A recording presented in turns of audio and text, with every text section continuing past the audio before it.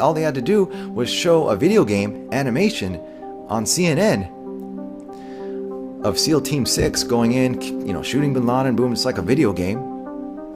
And people swallow it up. People buy it. People swallow it right up and go on with their lives. And go on with their comfortable lives. This is the same way NASA is operating and has been all these years.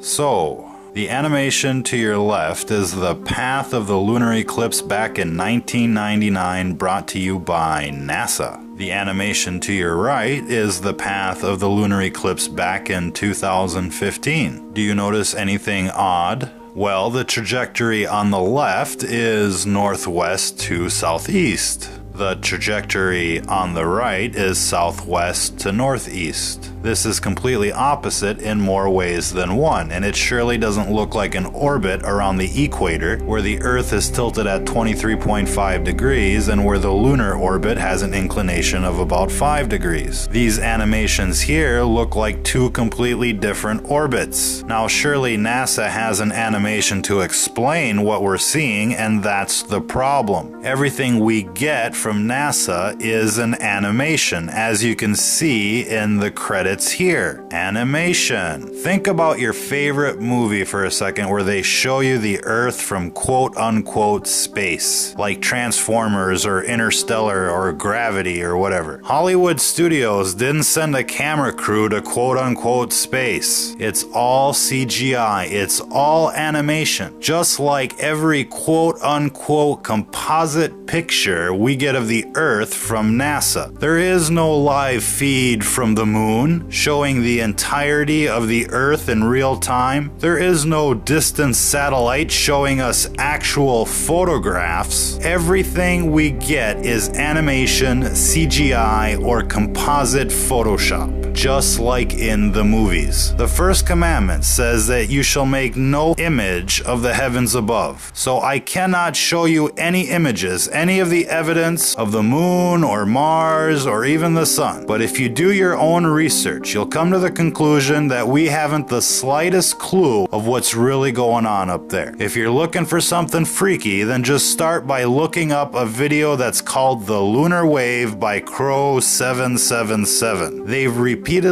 recorded a digital rendering wave on multiple occasions that runs up and across the surface of the moon like a fancy rear screen projected image. What does this mean? It means we think it's the year 2016. It means we think we're on Earth, but we only think that because that's what we've been told. We've been shown nothing more than special effects. And nobody dares to question what we've been told out of fear of being laughed at. There is no independent proof that says that anything up there is the way they say it is. Now, hearing this for the very first time is basically like hearing that 9/11 was an inside job for the very first time. You'll get those feelings of anger, denial. This is natural. And once you get over those feelings, you'll understand that this is not the year 2016. And the Earth does not look like a round marble. If it did, they would show you a real picture. Well, what does it look like? Well, maybe it looks like a pear or a peanut. Nobody knows. But with that moon and its smiling face and its figure-8 orbit, well, nothing is the way they say it is. And the moon, well, it's probably not really the moon. It's smiling at you for a reason. It's doing a figure-8 orbit for a reason. And it's not just doing that by chance. Nothing here that we see is there by chance. What is the moon really doing up there? Well, that's the question of the century. It could be a forward operating base, a transport ship,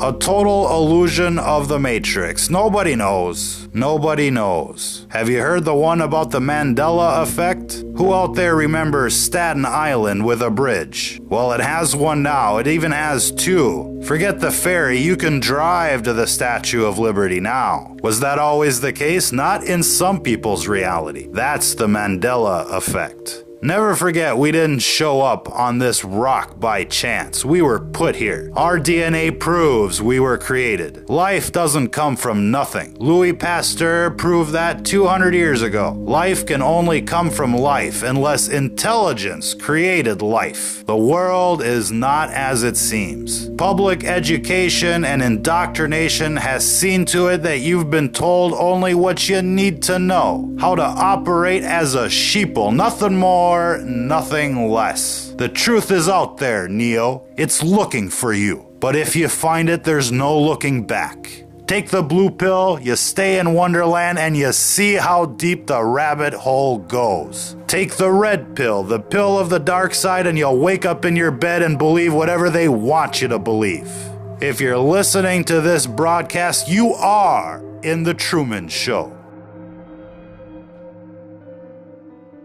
Science has proven that it takes a leap of faith to believe in evolution. It is assumed that in the beginning nothing created matter. This violates the first law of thermodynamics, a principal scientific law which states matter and energy cannot be created or destroyed. After this, the matter somehow made itself expand. So it came from nothing and it makes itself expand in spite of the scientific law of inertia. Everything that has a beginning has a cause. So what has set these events in motion? The events of the Big Bang. Usually the answer is chance. Yes, chance, but chance cannot cause an event to happen. Chance refers to mathematical probabilities or odds. It cannot make anything actually occur. So it is believed that nothing created the universe. And sometime later, after nothing created the universe, evolution teaches that non-living chemicals created a living organism. This violates the scientific law of biogenesis, which states living organisms can only come from other living organisms. And despite this hurdle, it is believed this first organism also had DNA, an elegant and complex information storage system. This violates the first and second scientific laws of information. Don't people out there read books? Matter can't create non-material entities. Information is a non-material entity. Additionally, DNA needs an intricate molecular machine known as a ribosome to decode it. But the instructions to build ribosomes are on the DNA. So what came first, the DNA or the ribosome? It's way beyond the chicken and the egg. But regardless of all that, it is thought that natural selection made one-celled organisms more complex. Natural selection selects from existing information.